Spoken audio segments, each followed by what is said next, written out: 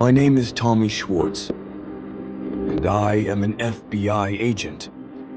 Recently, there have been large-scale disappearances of unknown persons in New York, and I was ordered to investigate this matter. Recently, I received a call about a missing little girl named Emily Smith. Based on the evidence at hand, I quickly determined her last known location and found her teddy bear.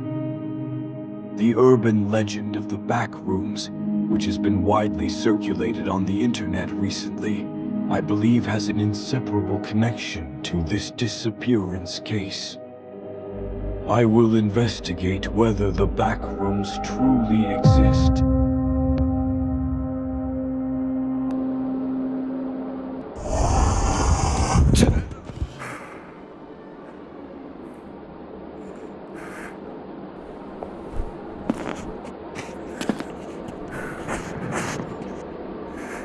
Oh, where am I? I seem to have fallen into the Backrooms. How did I get here? Let's find a way out first.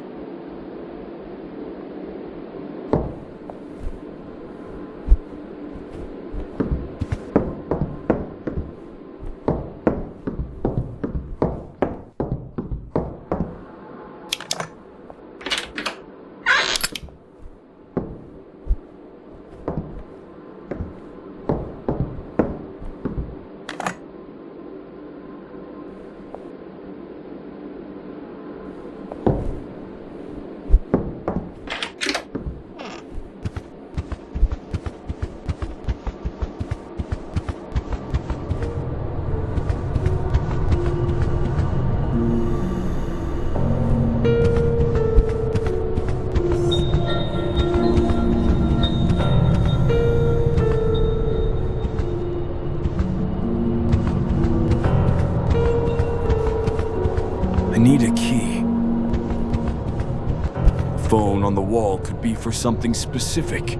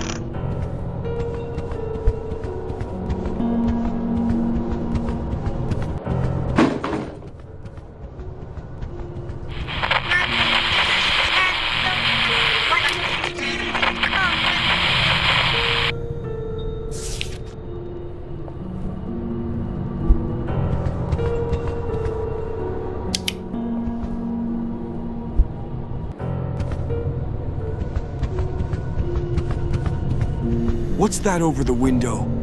What is the difference between the two cabinets?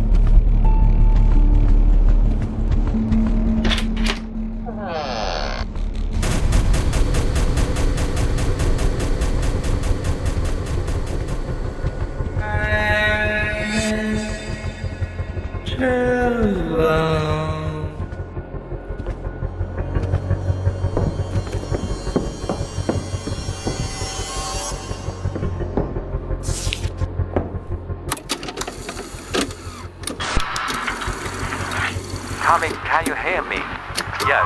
Yes. This is Tommy speaking. Great. Have you arrived at the location? Give me 2 seconds. The target is a white man around 28 years old. We suspect he returned. Reality from the back room. Come out of the back room again. From where?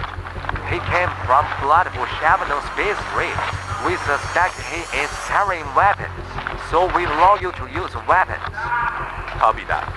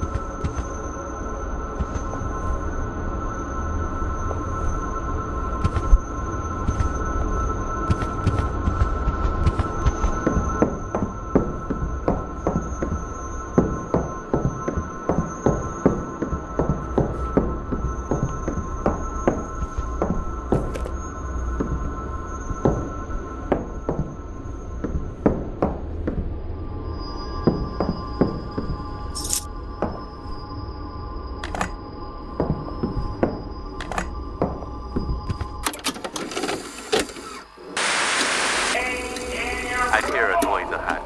It could be the target suspect. Roger that. Big officer. Roger that, I will. You want to catch a bullet? Step out! Drop the gun now! Drop the...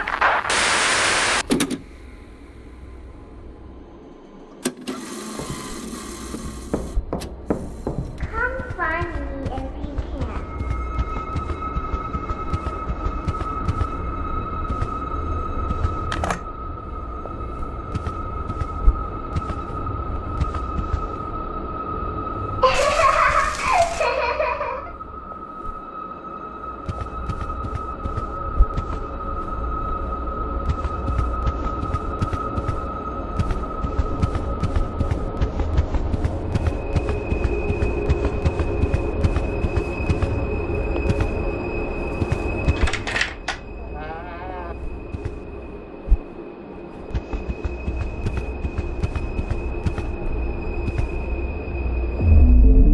The space in the area ahead is highly unstable, so must be careful. Every time you re-enter the game, the maze scene here will be randomly generated, with a total of 10 variations. Good luck, officer.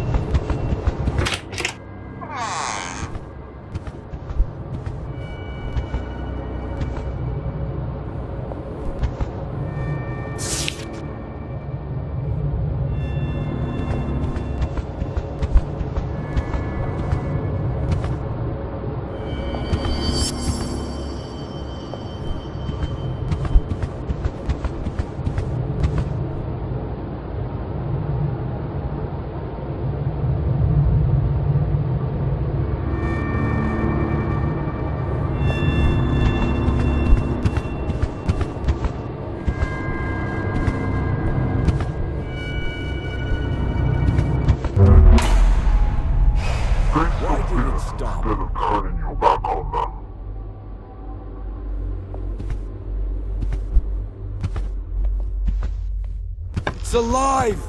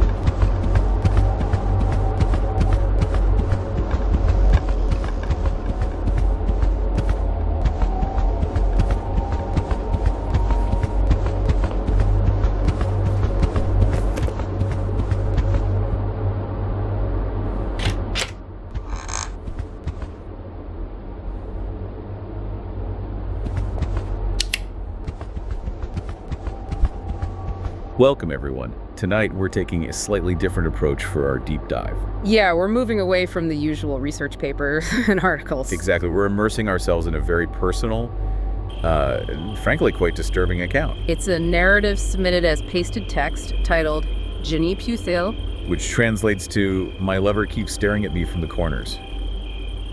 Gives you a chill already, doesn't it? It really does. Think of it as a kind of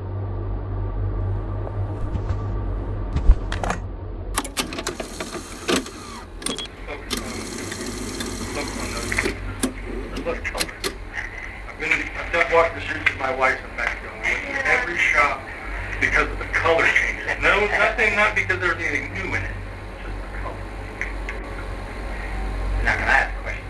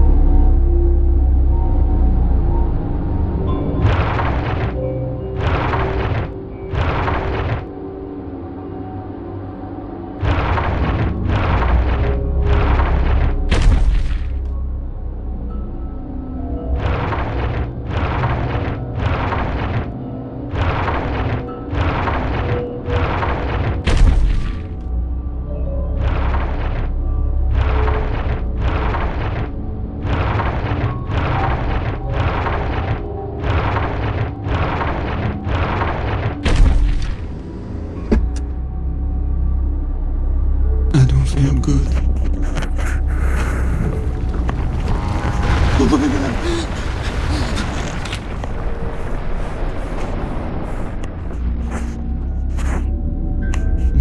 hell was that?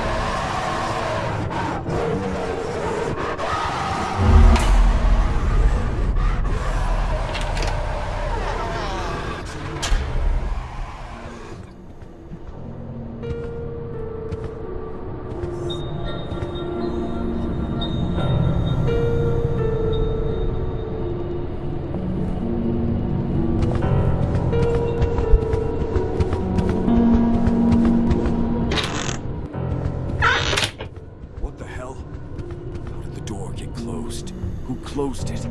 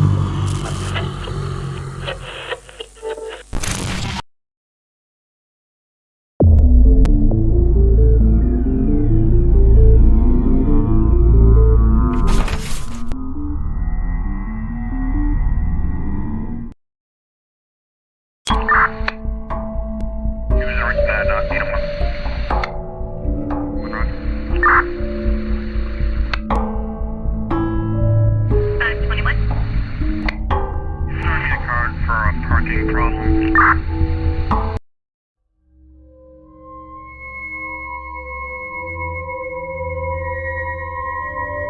Late night story, but definitely on the darker side. So the setup is this.